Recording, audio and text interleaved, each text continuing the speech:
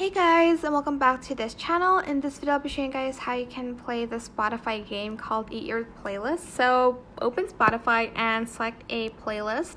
Just going to select this classical one, and I'm just going to select these three dots.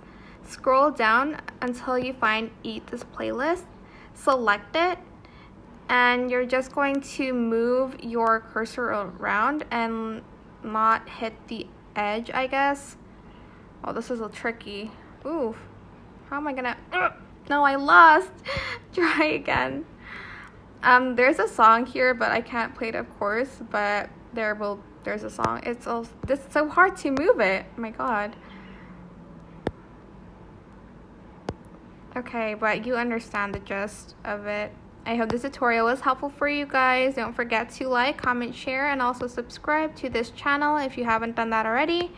If you have any more questions about this video, just leave it in the comment section down below and I'll try my best to answer them all for you guys. And if you found this video helpful, please click the thanks button. As well, that is it for this video. Thank you so much for watching. Bye.